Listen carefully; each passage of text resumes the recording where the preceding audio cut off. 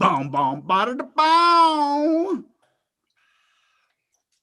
Boom, boom, bada da boom. What happened to your audio? Yeah, man. Hey, how about it? He's right on. He's right on when the director of sound takes a break. I don't know what I did, man. Listen, man. Let's talk music to start it off. You must be your Bill Gates blue screen of death machine. Man, I'm gonna share, and let me share. Oh, you can. Don't worry about it. You're good. Oh, I know. It's like that side of the production was great. Yeah. I want to share right away. I forget who. Eric Nelson at Literacy Eric, Literary Eric, not literacy, literary. What is an amazing song by a very famous band that it isn't among their most popular or well-known songs, Matt? This one jumped out to me right away. Dire Straits, Wild West End, Mark Knopfler, forget about it. One of the greatest musical talents ever to grace the planet, the warming planet that we live on. And, it worked right in this song. The beginning line is stepping out to Angelucci's for my coffee beans. Matt, it's not stepping out to yeah, but that was also when your coffee at Angelucci's was 25 cents in 1978. There was no Starbucks, was there? There was no Starbucks, and there was no $5 coffees. Local coffee house, which you can still get at Davio's. You can get the 25-cent coffee at my house. You just got to bring it home from the grocery. Maybe you should start a coffeeista, a barista. Be that guy, right? Man, we talk sports, and I think the most I don't know the most shockwaves. Let's just call them what they are: shockwaves. The USA in basketball now 0 for 2 in international leading up to the Olympics, and by the score of it, I did not see the game, but got schmeezed by Australia, the powerhouse. Lost to Nigeria. Matt, has the rest of the world just... Wait, who lost to Nigeria? The U.S. lost to Nigeria also. Already? Oh, I didn't know that. Yeah. That's why this is such news, because they beat them by like 80 points the last go-around, and they lost.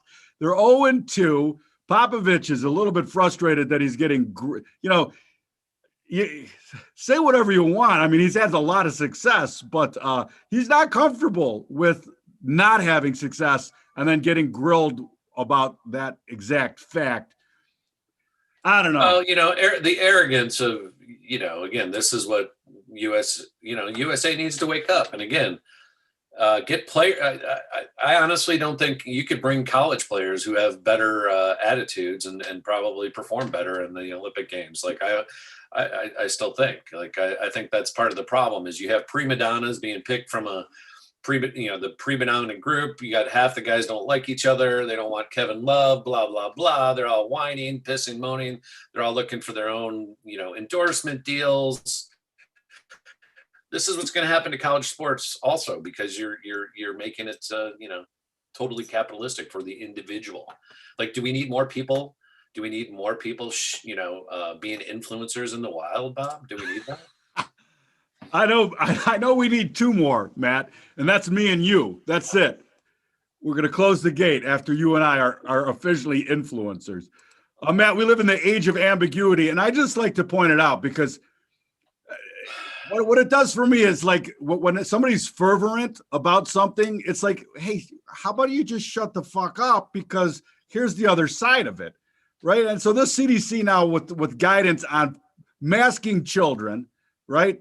And then this was a couple of days ago, and we shared it. New Zealand now, children falling ill in high numbers due to COVID immunity debt. So what are you supposed to believe? Who's right? I mean, it's nearly impossible. It is nearly impossible, Bob. And then, Matt, back to my theory on Mars, right? Who the fuck is going to Mars? Nobody. Right? Who's going to Mars? I'm asking for a friend. I mean, that's Mars. It does look a little nicer than Phoenix the other day with the dust storm they had, but you can go to Phoenix. Matter of fact, I think that is Phoenix. So cares? And it's, the whole narrative space pushed by Richard Branson. Like, why do you want to go to space or When you go have to this. Mars when you can go to Necker Island? I mean, he already Well, won. because you go his up in a money. because Bob, you go up in a Kitty Hawk plane for a couple hours and pretend like that's space, and then you can go back to your island because you raised $500 million. It was a good day's work. I mean, I'm really. pretty sure that. Can you see my mouse cover? Like, Yeah. can you see that?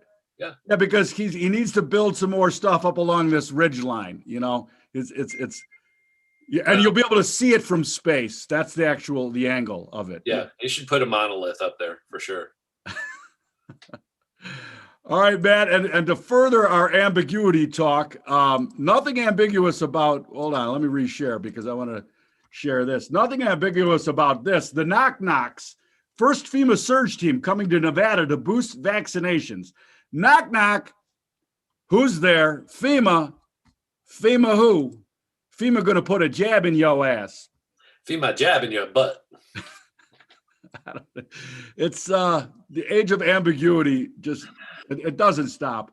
And last but not least, Matt, there shouldn't be anything ambiguous, right, about CPI this morning, right? 5.4% June bump in June, the biggest rise since '08. They broke the stocks to begin with, but the NASDAQ and the S&P have just throttled back. Oh, they broke them like 10 cents. I mean, big deal. And then they went to a new high again. Well, in the age of ambiguity, Again, a new high every day. New high. I just sit there and go new high. At what point, Matt, does any of this? We get 4 points higher every day, and then we sell off. I told you, just put your Here's my sell point. 4 points above, and it pulls back, and then wait for the next 4 points. It pulls back 4 at a time, Bob. That's all it takes. We'll finally. Here's my question. We'll we finally talked yesterday, and thank you again to Carol Roth about the crushing of small business, and we talked a bit about the Fed, right? At what point does this become very interesting when their mandate, right, is controlling inflation and full employment, right? A two-pronged mandate by the Fed. So to control inflation. So think about this. Like I said to Carol and you yesterday, I don't go out to eat because it's ridiculous in this town right now because it's all tourists, and you have no staff working there. So you can't even, you got one cook instead of 5 that you should in a 600-seat restaurant, let's say, or a small restaurant, different situation. But you walk in, you can't even go up and order a salad without paying $25. It's like, whoa, why would, like to your point, even with the inflated food costs, so I can go, why should I pay for your wage inflation? I'll stop going. I will not go. I will not go. And that's, you can't tell me the consumer isn't going to do the same thing. Well, all I'm telling you is if this continues and they have to start raising rates to fight inflation, and now the increased debt has to pay the whole thing starts to unravel. It doesn't take a genius to figure out that they wanted this, but if they can't control it, that's going to be very interesting times ahead, man. Again, look at what's happening in France. Macron comes on with a 27-minute speech saying that, you can't go anywhere without a vaccination. You can't go to the grocery store without a vaccination. And it has nothing to do with fucking vaccinations. It's all about their pension disability problem. And it's the same in the US. So don't think it's not happening here. Nobody's talking about it. They're trying to inflate their way out of it. That's this whole game, but it's not going to work. It never will work. It's just exasperating the situation and making it worse. So where do you want to take the pain from? The higher you go, the more pain you're going to have. That's what we're coming down to here, Bob. All right, so let's share a little price discovery. Your du jour. Well, want to start with the bonds and for me, see let's look at the bonds because again, we're going to we're having highest rates of inflation, yet the bonds have reacted where they should have, right? Perfectly where they did. And we talked about this. 152 needs to hold. It did. We got down to about 152.13, and we've rallied $10. But again, this is a longer term daily chart that we're looking at. So we're just coming back to the top of value here. I said 165, 166 should be that area that we're going to. So we might have one more push, maybe to 166, Bob. I don't know. The pullback here, 162. Bullish short term, but I don't, this overriding chart still is very heavy above us. I just don't see us, cruising too fast over 170. There's tons of interest over there from the last year when they took interest rates to negatives again, and they're, it's stupid. It's just the whole thing is stupid. Well, yeah, Matt, but whatever. We're trading what we see. That's all we can do. Exactly. How can rates go lower if inflation goes to 10%? Right. So anyway, those two things be there? In the meantime, believe me, we live in the upside down world, so everything's possible now. Yeah, everything is. But more interesting, I think, on the bond situation is we're not getting this same, and this is the 10-year. We're not really getting the same, especially when you consider how we whooshed through this area from 136 to 134. We banged up to 134 here on the 10-year notes. And, again, it's kind of broken out after, falling all the way down here to 130. But the ranges here are much more muted. And I think this is a much bigger product anyways. I think this one is more telling. It's not really exciting me. Again, bullish chart right now, as long as you hold above 132s. But I have a hard time getting too excited about. I'd rather not trade it or wait for higher prices to sell. And but again, I just think these things have probably blown off here on this move and all this inflation. It's not going to slow down. There's nothing happening policy wise that's going to slow it down today. I don't think. You shared this great article from American Institute of Economic Research about Hayek, 100-year ago economist, and his mentor, Mises, right? Some Mises, German name. Mises, Austrian. Austrian. The father of Austrian economics. Yes. Austrian economics. Man, I want to read, maybe I'll share so you can read along, because when you read something like this, just so our viewers understand, Hayek and Mises are the counter to Keynesians, right? They're against government intervention, simply put. If you go back to, macro. Well, I mean, and even more to the point that the more the government tries to work and fix a problem, the bigger disaster that ends up happening. Exactly. And then not only that, once the disaster happens, the more they try to meddle with the market, the more it prolongs the disaster. And more heads get chopped off because the people aren't going to put up with. See Cuba, what's happening there. It's not about not getting vaccines. It's about not having access to food and basic rights, people. It's about communism versus capitalism, freedom versus totalitarian ism. That's what it's all about right now. And if you can't see that, then you better go hang out with AOC at the coffee shop and hang out with her, because for your coffee beans. Yeah, I love this though, because this is during the things that are already broken, right? So and this was his response to government intervention, not only that from his view that caused the collapse, but also sustained the collapse much longer than it needed to. Anyway, this is from 1931. If everything possible is done to prevent the market from fulfilling its function of bringing supply and demand into balance, it should come as no surprise that a serious disproportionality, wow, that's a tough one, disproportionality between supply and demand persists.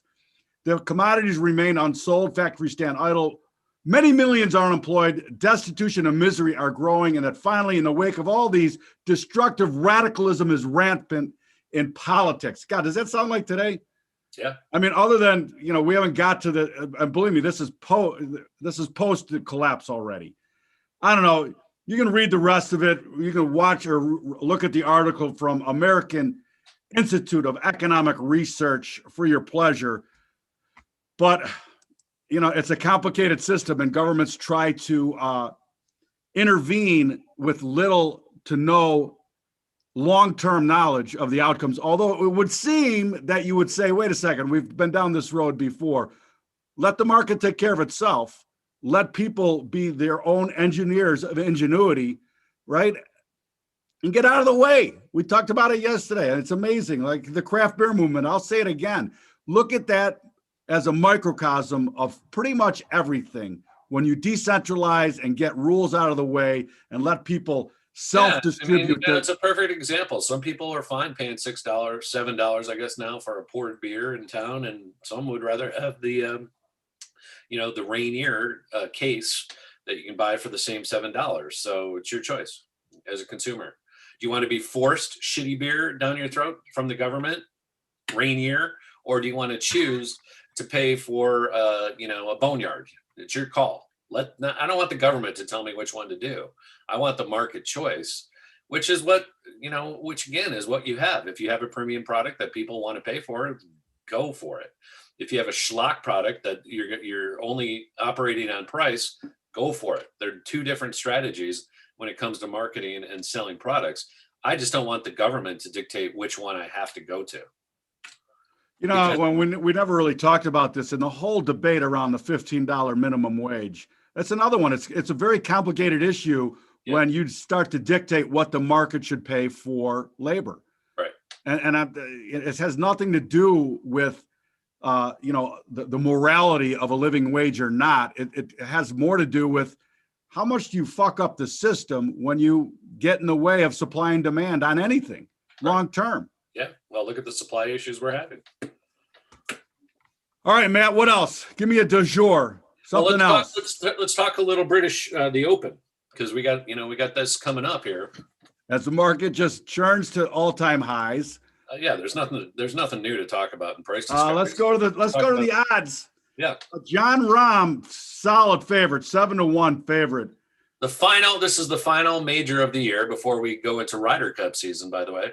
And if you want to take my strategy that's worked in 3 for 3 majors so far, you take the top 10, whatever the odds are, because the odds are fat enough in these majors. And there's really, in my opinion, there's only 5 or 6 guys in every major that really has a legitimate chance of winning. And pretty much 90% of those winners are going to come from the top 10, maybe top 12, right? And really all you need to do is look at it. Okay. If I'm looking at something like this is what I did. I maybe put $5 on Rahm to get, a little better payoff because he's got the best odds. And then I kind of go down, 3 or 4 on these guys, couple bucks on McIlroy. And then you start getting so I have a stable of 12 guys that can win it, and I've laid $30 out there, and basically I can win 60 if any of them win. That's kind of the way I look at it. Feel free to press that envelope from 5 to 500 or 5,000. The strategy is the one's the important, right? Right. And I'm saying I'm 3 for 3, and I'll probably be wrong this one. We'll probably have this time, although I did put money on Morikawa, Finau, Victor Hovland. So I've got these guys on the 40-1 kind of beyond the top 10 also to get me to 13, 14, because I only got to put $1 on them to get the same payout. Right on.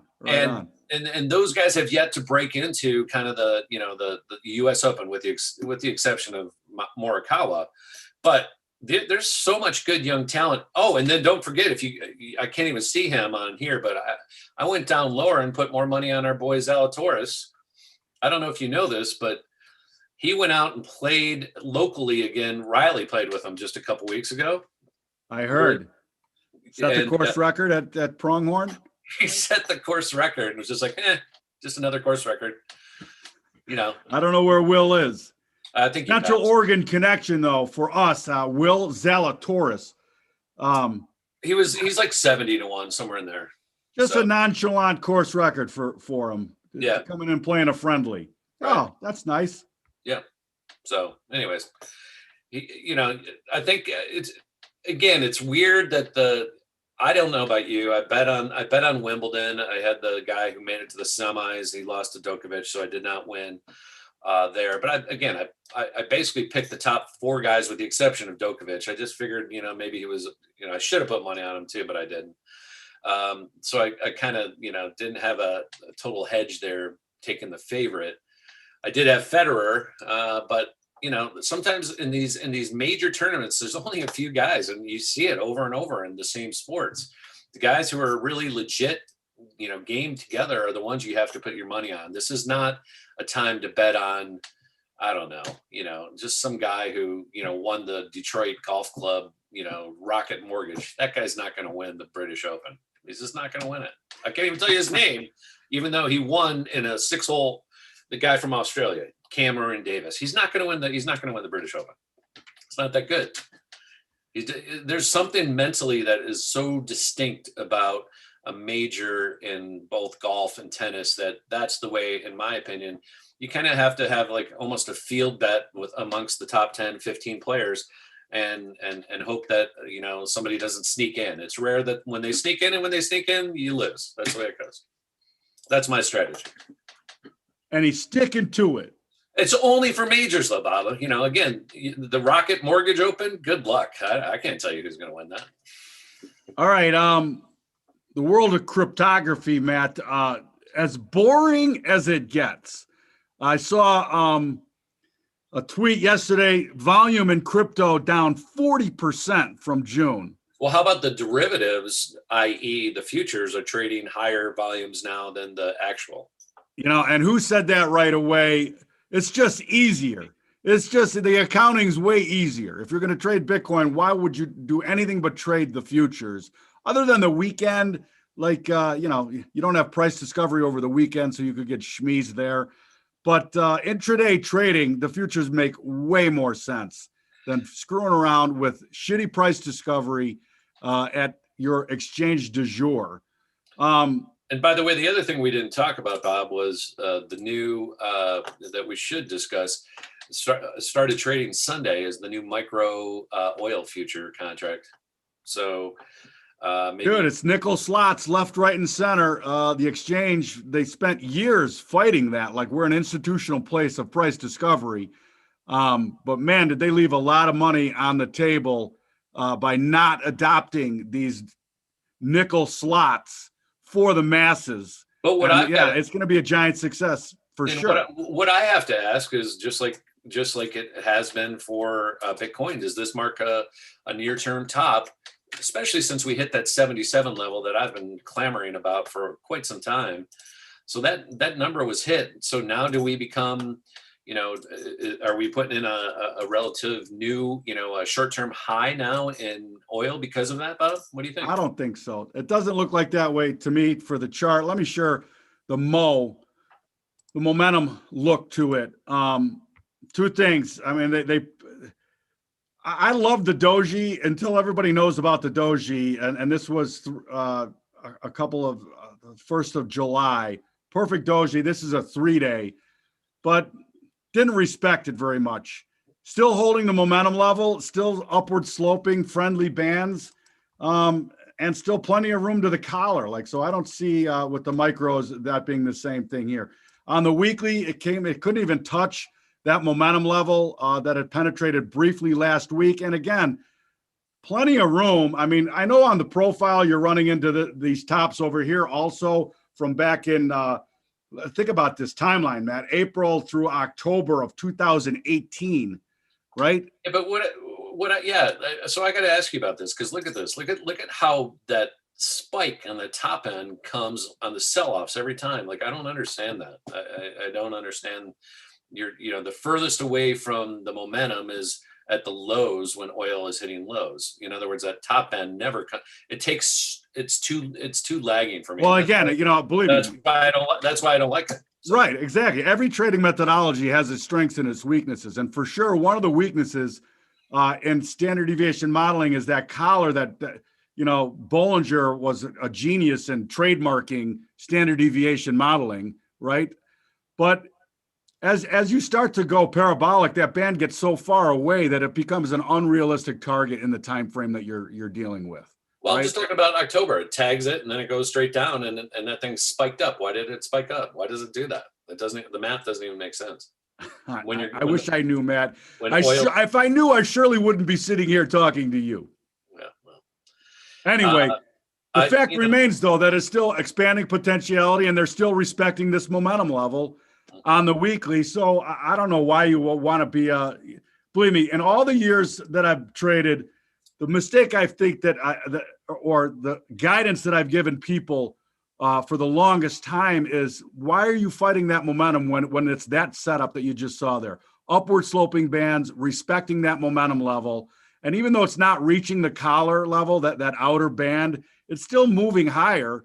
I mean, if you think crude is over fucking priced, please have some patience here and let it prove to you by closing out of one of these momentum levels on some time frame, right? But the 3-day, the weekly, the daily, it's still showing plenty of momentum. Well, I said 77. Why? Because 77 was a basement, was a bottom dwelling area for crude back in, the 2010 to the 2015 years. So that's not going to be easy to cut And how through. about it too? That was the top in that 18 area that I just said. So Well, it was the major, low. It was, yeah, and it was the low of the 12, 11, 10 area. So right, exactly. you can see back in, and that's why we need to go back in time. We need a decade here to look at. But we think about it, Bob. We just went from minus 50 to 77, which is where I said it would stop. And so far it's held. And when you start looking at like the shorter term charts, again, to me, if it can't get back above here this time, I think it's going to be a solid sell actually setting up. I think energy has had its time in the sun. And this inflation problem has, $5.50 a gallon in SoCal right now, Bob. I mean, you can't tell me that's not hurting the economy. I don't care who you are. Well, not only that, it starts to If curtail. it's costing you $60 to fill up your Focus, your 12-gallon Ford Focus, imagine your 25-gallon Suburbanites, mommies. Well, how about some of the pickup trucks in this town? And the pickup trucks in this town, again, it's $150 fill up. Oh my God, at least. And so how much money? I mean, 150 a day. That means you've got to be making 200 grand to afford your gas and your rent in this town. I'm not even kidding. Do the math. Nothing to see here. Move along. Nothing to see here. You got to be making 200 grand in Bend, Oregon, laying sheetrock. Okay. How's that working out? All right, man. I just wanted to share one last chart, and that was since we started out talking about Bitcoin and that lack of volume. Let me share because we're at this inflection point here, and this is a key level. All right, and believe me, I know this is showing up also on your profile, but it's the lower momentum level again on the weekly. We went and tested it. It actually respected it. So 32,255 somewhere in there. A lot of time left in the week, obviously, but with falling away potentiality on the bands, if this thing can't hold this and we close back in lower momentum, I think, and this is the futures, by the way, right? This is the futures. Now the leader in trading volume, right? CME futures. And I talked about the weekend thing. And here's just a giant glaring gap for me when I look at the futures, since it's closed on the weekend, 26,055-ish to 24,620. As long as I've been trading, there's never been a more powerful idea that markets love to fill gaps. Right. And so that is still hanging out there also, along with a much lower point of control on the profile, completely collapsing volumes. Like, how do you go to retest the highs on collapsing volumes? Well, you have the Winklevoss twins, Twinkle Toes, start pumping. I guess that's your only strategy left. Here, it's real simple. This has been the same story. I mean, look at this profile. All right, we're just looking at basically 2 months. Look how heavy. I mean, if you can't see this, we're not going back over 38 right now, let alone 30, 40, 41. Look how heavy this is. This is spending some serious time in here, and we're sitting right at the bottom of it, Bob. It's just a matter of another news item coming out that's going to crush this thing. And I think you just got to be short. You got declining revenue or declining volumes, declining price action, sitting. This is the third time on the bottom. Fourth mouse gets the cheese. I don't know. When are we going to, maybe it happens tonight. Maybe it apparently fourth or fifth or sixth mouse. But it's spending too much time here, and it's not rectifying itself to the upside. You start looking at the longer picture again.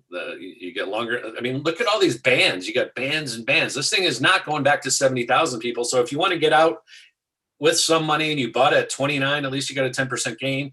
It's going to go to. It's still going to 19,000. Like, it's still going there, and it'll happen sooner than later. And again, you start to see it real clearly. This is the daily. We're below the point of control, which is, right now the current one, that little one's up there like 33, can't get above it. This is where we're going. We're going to 10,000. We're going back there. All right, Matt, I love the passion. Bring the passion. Look at this little bump. It's just a little speed bump. That's all it is. We're stuck in time at a little speed bump until they freaking hammer them. They're going to hammer them. And then the Twinklevoss twins will be talking about buy and hold, blah, blah, blah. The same old shit. Rinse and repeat. Buy at the top, sell at the bottom. Right on. All right, man. I think that's it. Anything else? Go listen to some good music today. Right on. Go enjoy yourself.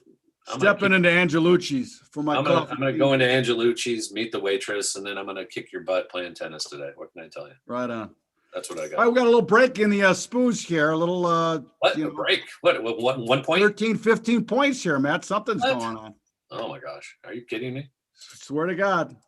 Oh yeah. Look at that. Oh yeah. Oh yeah. All right. All right, Bobby. We'll All right, talk. pal, have a great day. Thanks, you too.